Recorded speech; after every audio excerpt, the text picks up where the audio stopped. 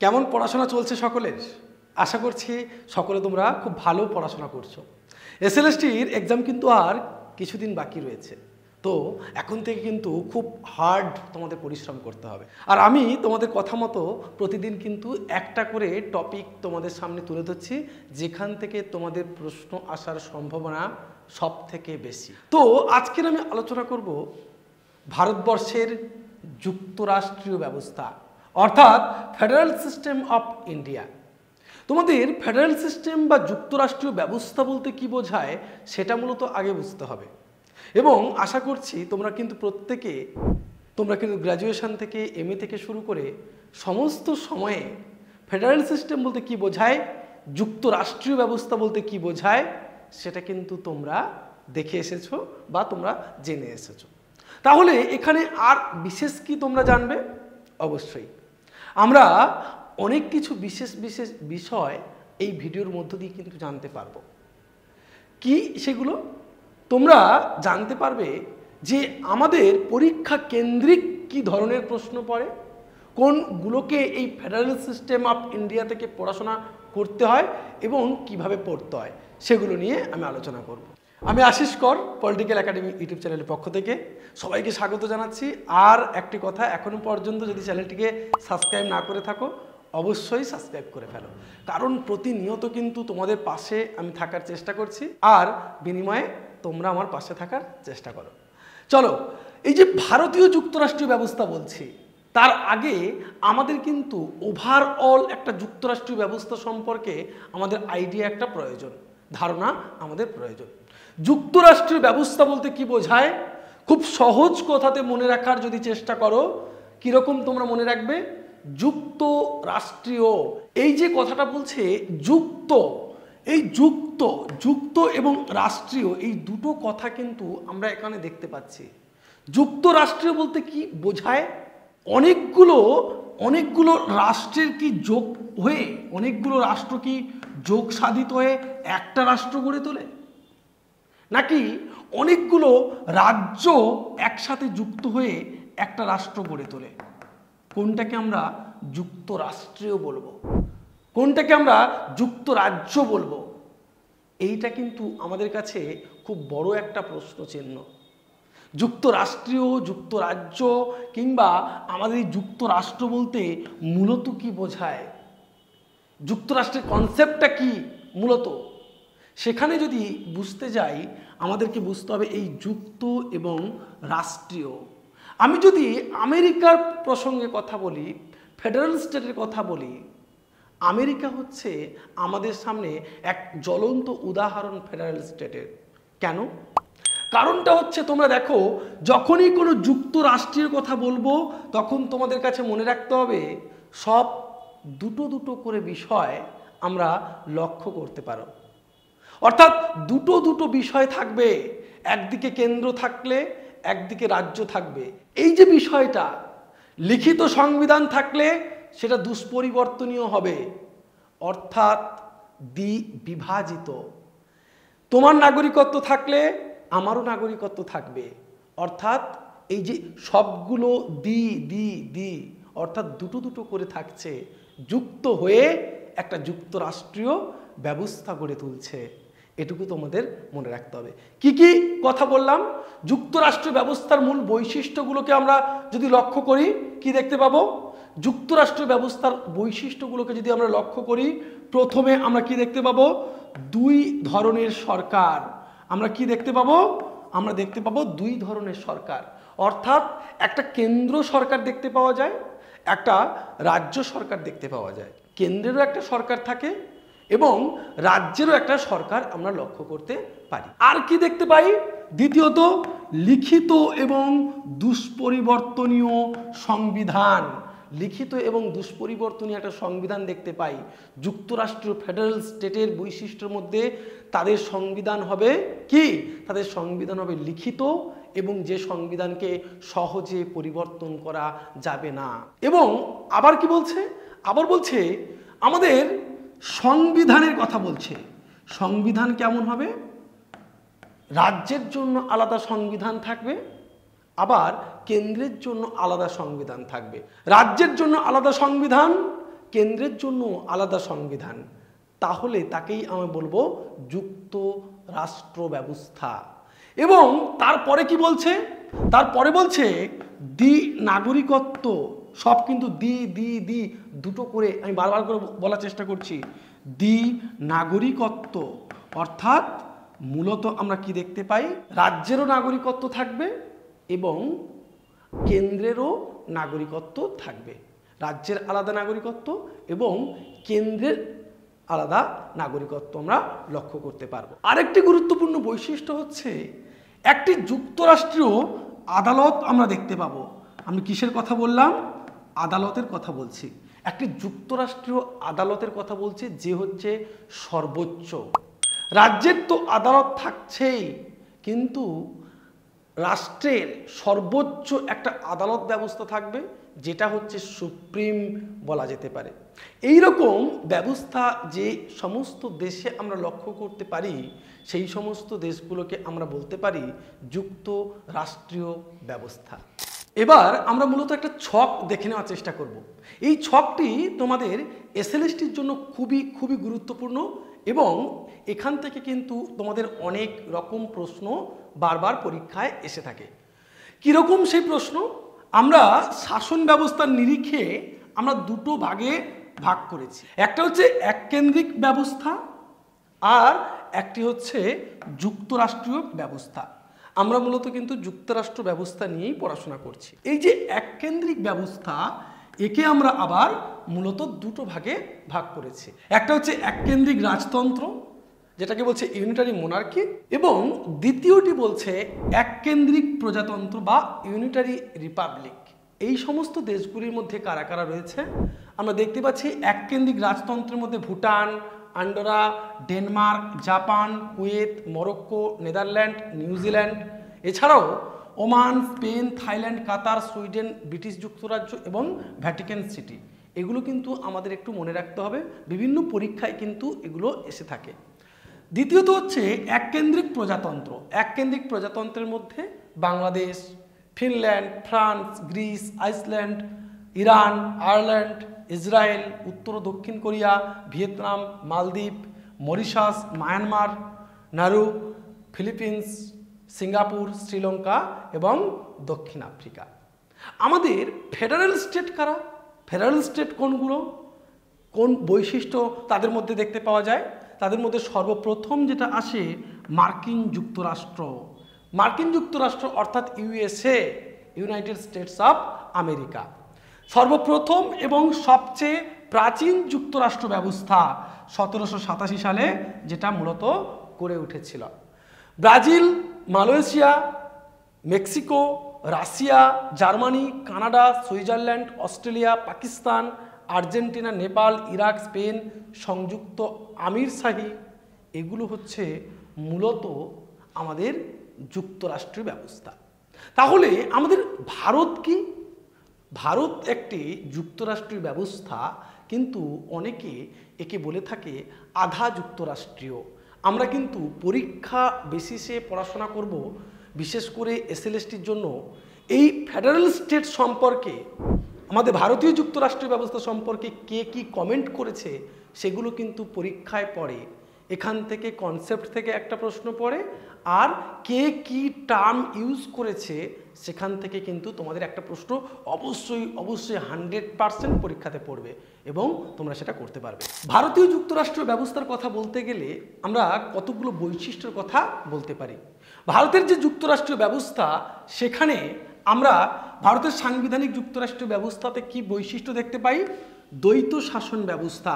দ্বৈত বলতে দুটো ধরনের এখানে শাসন ব্যবস্থা লক্ষ্য করতে পারি। সেই দুই ধরনের শাসন ব্যবস্থাটাই কি? দুই ধরনের শাসন ব্যবস্থা বলতে ভারতের শাসন ব্যবস্থায় একটা কেন্দ্র সরকার থাকে, আমরা জানি একটা কেন্দ্র সরকার থাকে, আর একটা থাকে রাজ্য সরকার, তাই তো? একটা কেন্দ্র সরকার থাকে এবং একটা রাজ্য সরকার থাকে। এগুলোর মধ্য থেকে কিন্তু পরিচালিত হয়। যেমন জাতীয় স্বার্থ সংক্রান্ত বিষয়গুলি, যেমন হচ্ছে প্রতিরক্ষা বিষয়ক, বিদেশ নীতি, মুদ্রা বিষয়ক, এগুলো হচ্ছে কাদের অধীনে? এগুলো থাকে কেন্দ্রীয় সরকারের অধীনে। আবার রাজ্যগুলি অপেক্ষাকৃত কম যে সমস্ত গুরুত্বপূর্ণ রাজ্য সরকারের অধীনস্থ বিষয়গুলি হলো কৃষি ব্যবস্থা, স্বাস্থ্য ব্যবস্থা, স্থানীয় স্বায়ত্তশাসন ব্যবস্থা, এগুলো। অর্থাৎ রাজ্যের হাতে একটা ক্ষমতা থাকে এবং কেন্দ্রের হাতে ক্ষমতা থাকে। দ্বৈত শাসন ব্যবস্থা এখানে লক্ষ্য করতে পারা যায়। আমি তোমাদের বলেছিলাম যুক্তরাষ্ট্র যুক্ত, অর্থাৎ দুটো জিনিস সব সময় লক্ষ্য করতে পারা যাবে, দুই মেরু, এটা আমরা লক্ষ্য করতে পারবো। এখানে আমরা কি দেখলাম? কেন্দ্র এবং রাজ্য। আমাদের ভারতবর্ষেও কিন্তু একটা কেন্দ্র সরকার রয়েছে এবং একটা রাজ্য সরকার রয়েছে। কেন্দ্রে এখন মোদী সরকার রয়েছে, রাজ্যে এখন আমাদের মমতা তৃণমূল সরকার রয়েছে। দ্বিতীয়ত বলছে কেন্দ্র এবং রাজ্যে ক্ষমতার বন্টন। কেন্দ্র এবং রাজ্যের মধ্যে আমরা ক্ষমতার বন্টন লক্ষ্য করতে পারি। কেন্দ্র এবং রাজ্য তালিকায় আমরা দেখেছিলাম 1935 সালের যে ভারত শাসন আইন, সেখানে কিন্তু এই ভাগটা করে দেওয়া হয়েছিল। যে তালিকা, তিনটে তালিকার কথা 1935 সালের ভারত শাসন আইনের মধ্য দিয়ে বলা হয়েছিল। তিনটে তালিকা কি কি? একটা হচ্ছে কেন্দ্র তালিকা, একটা হচ্ছে রাজ্য তালিকা, আর একটা হচ্ছে যুগ্ম তালিকা। সেখানে আমরা কি দেখি? কেন্দ্র তালিকা এবং রাজ্য তালিকা ও যুগ্ম তালিকার মাধ্যমে কেন্দ্র এবং রাজ্যের মধ্যে ক্ষমতা সুস্পষ্টভাবে বন্টিত করা হয়েছে বা সুস্পষ্টভাবে আমরা বন্টন এখানে লক্ষ্য করতে পারা যায়। কেন্দ্রের ক্ষমতা এক ধরনের থাকে, আমরা ডাক বিভাগ থেকে শুরু করে প্রতিরক্ষা বিভাগ থেকে শুরু করে আমরা যদি দেখি এগুলো কেন্দ্রের মধ্যে পড়ছে। আবার যদি শিক্ষা বিভাগকে দেখি সেগুলো কিন্তু যুগ্মভাবে আমরা পড়ছে। আবার যদি কৃষি, স্বাস্থ্য, স্থানীয় স্বায়ত্তশাসন এগুলোকে দেখি, এগুলো কিন্তু আবার রাজ্য তালিকার মধ্যে পড়ছে। অর্থাৎ এই যে বিভক্ত কেন্দ্র এবং রাজ্যের মধ্যে যে ক্ষমতা বন্টন, সেটা কিন্তু আমরা লক্ষ্য করতে পারি। তারপরে কি বলছে? তারপরে বলছে দেখো, দ্বিকক্ষ বিশিষ্ট আইনসভা। সবসময় বলেছিলাম দ্বিকক্ষ বিশিষ্ট আইনসভা এখানে আমরা লক্ষ্য করতে পারছি। অর্থাৎ দুটো কক্ষ থাকবে। আমাদের ভারতবর্ষের যে সংবিধান, সেখানে কিন্তু দ্বিকক্ষ বিশিষ্ট করা হয়েছে পার্লামেন্টকে। একটা থাকে লোকসভা আর একটা থাকে রাজ্যসভা। এই দুটো কক্ষ কিন্তু ভারতবর্ষে এটা দেখতে পাওয়া যায়। তাই আমরা বলতে পারি ভারতবর্ষ একটা কি? ভারতবর্ষ একটা যুক্তরাষ্ট্রীয় ব্যবস্থা। অন্যান্য বৈশিষ্ট্যের মধ্যে আরো গুরুত্বপূর্ণ যেগুলো, তার মধ্যে হচ্ছে বিচার বিভাগীয় নিরপেক্ষতা। একটা বিচার বিভাগীয় নিরপেক্ষতা গড়ে তোলা হয়। ভারতবর্ষের যে আমাদের বিচার বিভাগ, সেখানে আমরা কি দেখি? আমাদের বিচার বিভাগের সার্বভৌমত্ব রক্ষা করার জন্য সর্বোচ্চ যে আদালত, যুক্তরাষ্ট্রীয় যে আদালত সুপ্রিম কোর্ট, সেটা কিন্তু ভারতবর্ষের মধ্যে রয়েছে। এবং এখানে আমরা দেখি কেন্দ্র এবং রাজ্য বিবাদের দ্রুত নিষ্পত্তি ঘটানোর জন্য বিচার বিভাগের নিরপেক্ষতা প্রদান করা হয়েছে। অর্থাৎ বিচার বিভাগ কিন্তু তার কাজে কেউ হস্তক্ষেপ করবে না। বিচার বিভাগ কারোর হস্তক্ষেপ ছাড়া, আইন বিভাগ বা শাসন বিভাগের হস্তক্ষেপ ছাড়া সে নিজের থেকে কিন্তু কাজগুলোকে করতে পারে। একদম বিচার বিভাগের নিরপেক্ষতাকে গুরুত্ব দেওয়া হয়েছে। লিখিত সংবিধান আমাদের ভারতবর্ষের একটা গুরুত্বপূর্ণ যে বিষয় আমরা লক্ষ্য করতে পারি, যে আমাদের ভারতবর্ষের সংবিধান কিন্তু লিখিত। ওই ব্রিটেনের মতো কিন্তু অলিখিত সংবিধান নয়। আমাদের ভারতবর্ষের সংবিধান একেবারেই লিখিত সংবিধান আমরা বলতে পারি। কিন্তু এখানেও একটা বিষয় আছে, আমাদের ভারতবর্ষের সংবিধান লিখিত হলেও সেটা কিন্তু সুপরিবর্তনীয়, দুষ্পরিবর্তনীয় নয়। কিছু অংশে সুপরিবর্তনীয় এবং কিছু অংশে দুষ্পরিবর্তনীয়। এটা নিয়ে কিন্তু গড়ে উঠেছে ভারতের সংবিধান। কিন্তু যুক্তরাষ্ট্রীয় ব্যবস্থা আমরা কি পড়েছি? যে একেবারে দুষ্পরিবর্তনীয় এবং লিখিত সংবিধান হতে হবে। কিন্তু এই ক্ষেত্রে আমি বলতে পারি আমাদের লিখিত সংবিধান রয়েছে। প্রথমে 395টি ধারা এবং 22টি খণ্ডে অংশে বিভক্ত এবং আমাদের 8টি তপশিল নিয়ে সেটাকে গড়ে উঠেছিল। এখন সেটাকে অনেকটা বদলে গেছে, কিন্তু আগে ছিল কতটা? আগে ছিল 395টি মূলত ধারা। এটা কিন্তু আমাদেরকে একটু মনে রাখতে হবে। পরবর্তী যে পয়েন্টটি রয়েছে সংবিধানের সার্বভৌমত্ব। সংবিধানের সার্বভৌমত্ব আমাদের যুক্তরাষ্ট্রীয় ব্যবস্থার সবথেকে গুরুত্বপূর্ণ বিষয়। আমাদের যে ভারতের যে সংবিধান, সেই সংবিধান কিন্তু সার্বভৌমত্বের অধিকারী। সার্বভৌমত্ব বলতে কি বোঝায়? সার্বভৌমত্ব বলতে এমন একটা ক্ষমতাকে বোঝায় যে ক্ষমতা হচ্ছে চরম ক্ষমতা, যে ক্ষমতা হচ্ছে অবিভাজ্য, অহস্তান্তরযোগ্য ক্ষমতা। এই রকম একটা ক্ষমতা যেটা হচ্ছে সর্বোচ্চ ক্ষমতা, মৌলিক ক্ষমতা এবং চরম ক্ষমতাকে বোঝায় সার্বভৌম ক্ষমতা। তাই আমাদের রাষ্ট্রের যে চরম ক্ষমতা, রাষ্ট্রের অভ্যন্তরে কেউ কিন্তু হস্তক্ষেপ করতে পারে না, বা রাষ্ট্রের বাইরের কোনো শত্রু কিন্তু আমার রাষ্ট্রের সীমানার মধ্যে আক্রমণ বা কিছু করতে পারবে না। তেমনি অভ্যন্তরীণ ক্ষেত্রেও আমরা কিন্তু রাষ্ট্রের কথা মেনে চলতে সমস্ত প্রতিষ্ঠান, সমস্ত ব্যক্তি, সমস্ত মানুষ তারা কিন্তু বাধ্য। এবার আমি যদি অন্যদিকে আসি একটু, আমি যদি দেখি যে ভারতের কিছু আমরা অযুক্তরাষ্ট্রীয় বৈশিষ্ট্য লক্ষ্য করতে পারি। ভারতবর্ষের সমস্ত বৈশিষ্ট্যই যুক্তরাষ্ট্রীয় নয়, এই কারণে অনেকে বলেছে আধা যুক্তরাষ্ট্রীয়। তোমাদের জন্য কমেন্টে বক্সে খুলে দেওয়া হলো কে বলেছে ভারতকে আধা যুক্তরাষ্ট্রীয় ব্যবস্থা, সেটা কমেন্ট করে জানাবে। তো অধিক শক্তিশালী কেন্দ্রের অবস্থান আমরা লক্ষ্য করতে পারি। কেন্দ্র এবং রাজ্যের মধ্যে ক্ষমতা বন্টন করা হয়েছে, অথচ কিন্তু কেন্দ্র সরকারের ক্ষমতা অধিকাংশে কিন্তু সবথেকে বেশি। কেন্দ্র রাজ্য যুগ্ম তালিকার মধ্য দিয়ে কেন্দ্র এবং রাজ্য সরকারের ক্ষমতা বন্টিত হলেও কেন্দ্র কিন্তু অধিক প্রাধান্য পেয়ে থাকে। কেন্দ্র অপেক্ষাকৃত বেশি ক্ষমতাটা ভোগ করে থাকে কেন্দ্র সরকার বা কেন্দ্রের অন্তর্ভুক্ত, আমরা সেটা লক্ষ্য করতে পারি, এবং কেন্দ্রের যে ক্ষমতা সেটা অনেকটাই বেশি। দ্বিতীয়ত কি বলছে, একক সংবিধান এবং সংবিধানের সুপরিবর্তনশীলতা। এখানে দুটো রাজ্যের জন্য আমাদের সংবিধান দরকার ছিল, কেন্দ্রের জন্য সংবিধান, রাজ্যগুলির জন্য সংবিধান, তবেই যুক্তরাষ্ট্রীয় ব্যবস্থা কাউকে বলতে পারি প্রকৃত। কিন্তু আমাদের ভারতবর্ষে কি দেখা যায়, আমাদের ভারতবর্ষে কিন্তু রাজ্যের কোনো আলাদা করে সংবিধান নেই। ভারতবর্ষের একটাই সংবিধান, সেটা হচ্ছে আমাদের ভারতবর্ষের প্রকৃত যে সংবিধান, সেই সংবিধানটাই। আমাদের রাজ্যের কোনো আলাদা করে কোনো সংবিধান নেই। এই কারণে তিনি বলছেন যে একক সংবিধান এবং সংবিধানের সুপরিবর্তনশীলতা। সংবিধান কিন্তু অনেক ক্ষেত্রে খুব দ্রুত বদলে ফেলা যায়, সুপরিবর্তন করা যায়, দ্রুত সেটাকে পরিবর্তন করা যায়। এই চরিত্র কিন্তু যুক্তরাষ্ট্রীয় ব্যবস্থার বিরোধী করে। উল্লেখযোগ্য বৈশিষ্ট্যের মধ্যে এই বৈশিষ্ট্যও গুরুত্বপূর্ণ। অঙ্গরাজ্যগুলি ধ্বংসাতীত নয় একেবারেই, অর্থাৎ অঙ্গরাজ্যগুলির কথা বলছে যে দেখো যুক্তরাষ্ট্রীয় ব্যবস্থায় আমরা কি দেখেছি, আমরা যুক্তরাষ্ট্রীয় ব্যবস্থা দেখেছি অনেকগুলো রাজ্য তারা চুক্তির মধ্য দিয়ে একটা যুক্তরাষ্ট্রের মধ্যে আসে, তাই না? আমাদের এই যে যুক্তরাষ্ট্র ব্যবস্থা কিন্তু এরকম করে গঠিত হয়নি। আমেরিকার মতো 50টা আলাদা আলাদা স্টেট, 50টা রাজ্য তারা চুক্তির মধ্য দিয়ে যুক্ত হয়ে হয়ে তারা কিন্তু গঠিত হয়নি, ফেডারেল স্টেট গঠিত হয়নি। আমাদের স্টেটটা কীরকম, আমাদের স্টেটটা মূলত হোল্ডিং টুগেদার। আমাদের কীরকম, আমাদের প্রকৃতি হচ্ছে হোল্ডিং টুগেদার স্টেট, অর্থাৎ আমরা একসাথেই গড়ে উঠেছি। এই যে বিষয়টা লক্ষ্য করো, বলছে খুব গুরুত্বপূর্ণ যে এককভাবে সংসদ রাজ্যের অনুমতি ছাড়া সংশ্লিষ্ট রাজ্যের সীমানা হ্রাস বৃদ্ধি করতে পারে, আয়তন পরিবর্তন করতে পারে এবং তার রাজ্যের নামও পরিবর্তন করতে পারে। কোনো রাজ্যের অনুমতি ছাড়া সংসদ যদি মনে করে যে রাজ্যের আয়তন বদলানোর প্রয়োজন আছে, রাজ্যকে পরিবর্তন করার প্রয়োজন আছে, রাজ্যের নাম পরিবর্তন করার প্রয়োজন আছে, তাও পর্যন্ত করে ফেলতে পারে, এটা যদি সংসদ মনে করে। তবে কিন্তু এখানে একটু এগুলো করতে গেলে স্পেশাল যে মেজরিটি সেটা কিন্তু খুবই খুবই গুরুত্বপূর্ণ, সেটা কিন্তু প্রয়োজন হয়, এবং তার কঠিন একটা পদ্ধতিও কিন্তু রয়েছে, এটা কিন্তু খুব গুরুত্বপূর্ণ। সেই দিক থেকে আমরা বলতে পারি রাজ্যগুলি ধ্বংসাতীত নয়। একক নাগরিকত্ব খুব গুরুত্বপূর্ণ। আমাদের কিন্তু একক নাগরিকত্ব নেই, শুধুমাত্র এরপরে কি বলছে, এরপরে বলছে একক নাগরিকত্ব।